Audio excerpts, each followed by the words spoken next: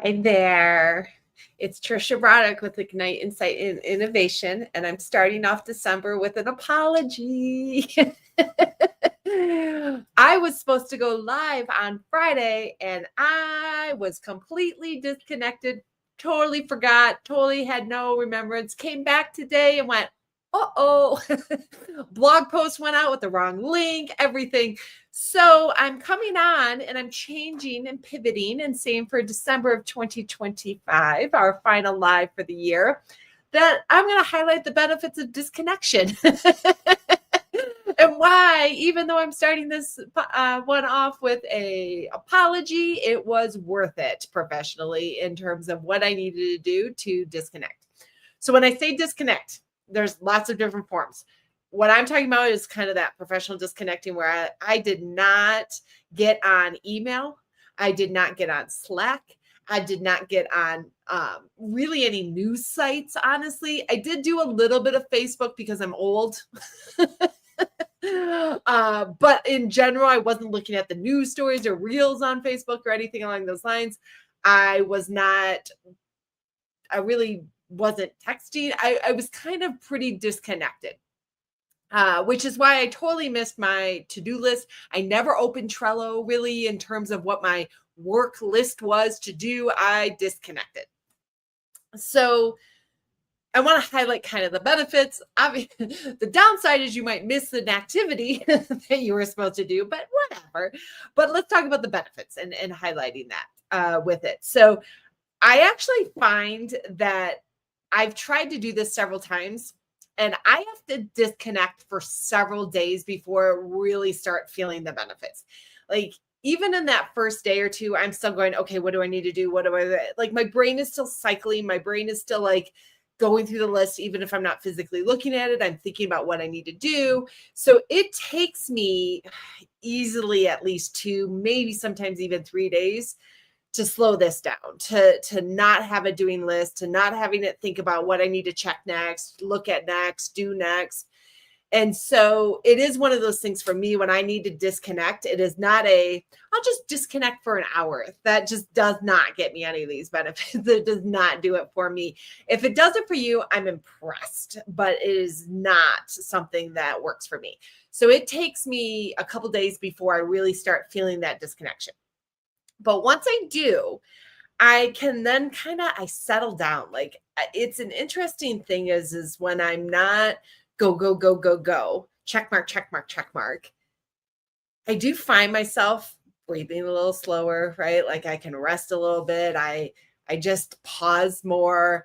I'm not constantly feeling like that I'm on the edge, constantly like, what do I need to think about? What am I missing? What do I need to do? My brain slows down, which is lovely, right? It is a calming kind of dynamic that comes in.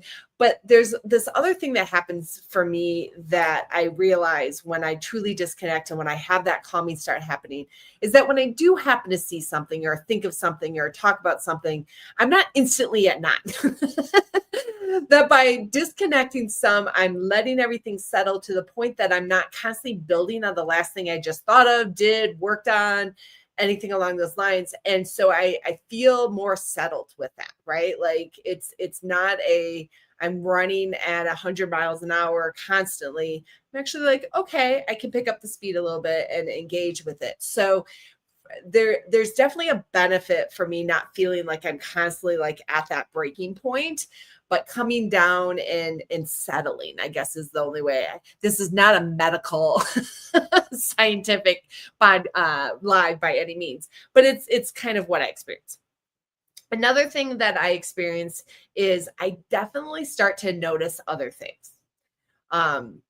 I am very, very, it is a talent to be hyper-focused. Like, I am able to kind of go, okay, what's next? What do I got? In fact, today is kind of one of those days. Okay, what do I gotta do? Oh, I messed that up. Okay, I got to do this. I got to do that. And I get so hyper-focused that I don't notice things around me, or at least not consciously. Right.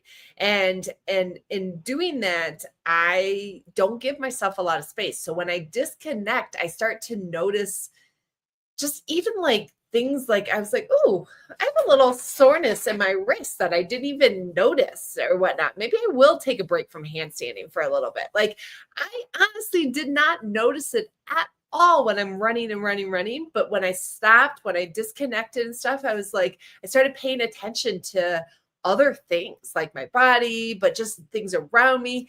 And by giving it that space, there's other things that may need some attention or may want some attention that I just fly right by and don't notice. And by disconnecting these last several days, I started really kind of noticing other things that was important for me to notice and to pay attention to.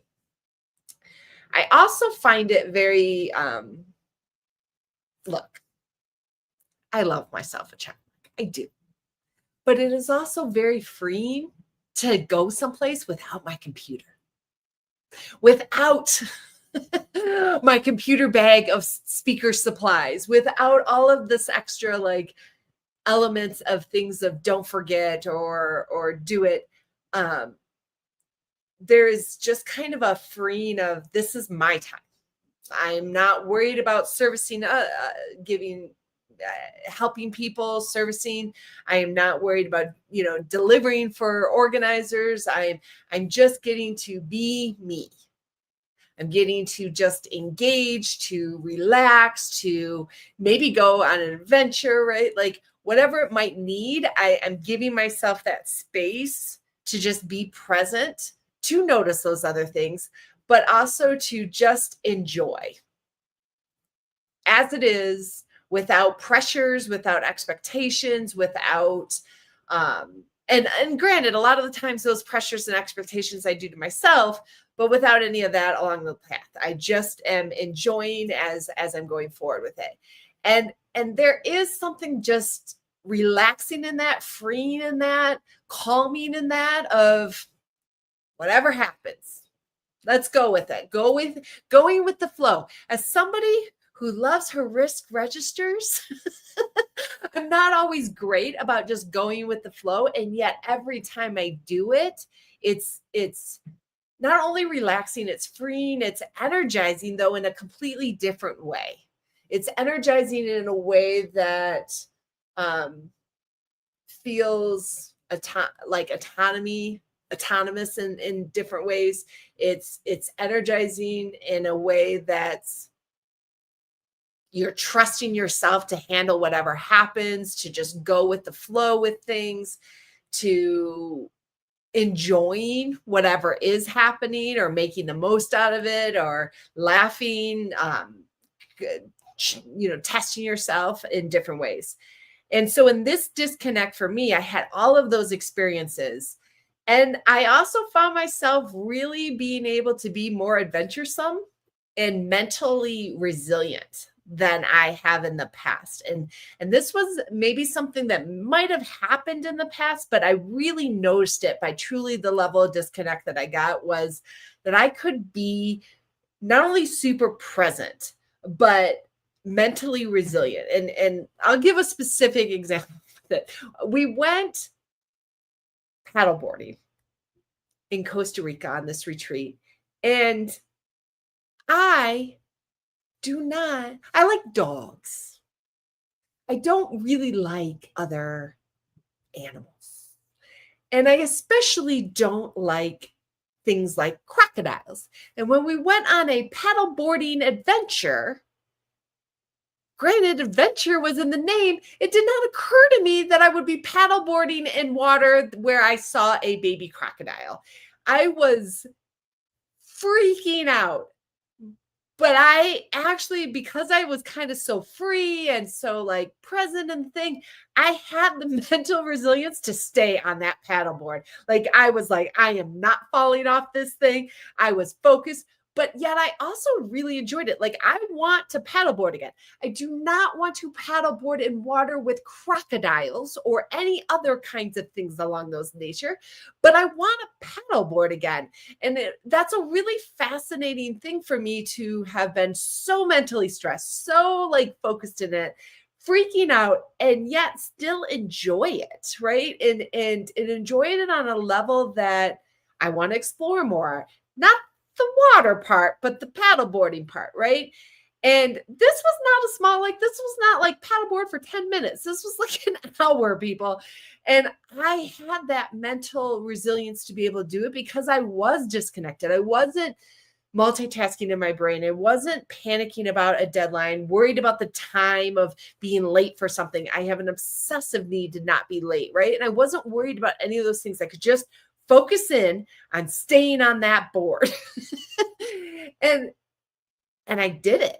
I did it. I did not go in that water. And I think about that in terms of just the benefits of disconnecting and really what level of mental resilience. I talk so much about resiliency, but